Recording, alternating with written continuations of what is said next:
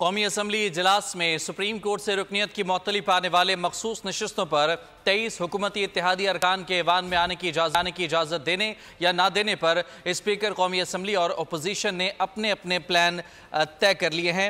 मज़ीद तफसीलात जानते हैं। Deputy bureau chief Islamabad Ali शेर हमारे साथ मौजूद हैं। अली शेर बताएगा क्या तफसीलात हैं इस मामले की।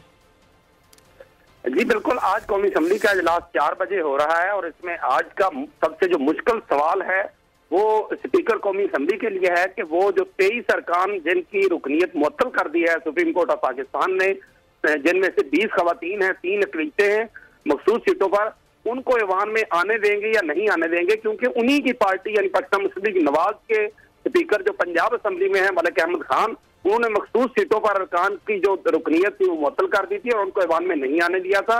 आज स्पीकर या सादिक क्या करते हैं, इस हवाले से स्पीकर ऑफिस का ये कहना है कि अभी तक सुप्रीम कोर्ट का कोई फैसला जो है वो स्पीकर ऑफिस को नहीं मिला है।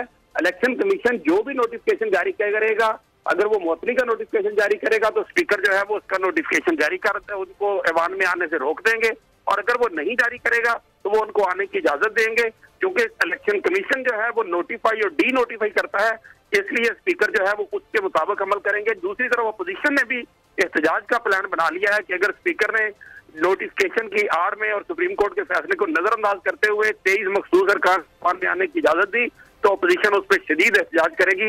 अगरचे स्पीकर की गिरफ्तार बिजनेस एडवाइजरी कमेटी का 3 बजे इजलास भी बुलाया गया है कि ये इजलास कितने दिन तक चलाना है और किस माहौल में चलाना है और किस तरह। बहुत शुक्रिया आपका तफसीलात के लिए।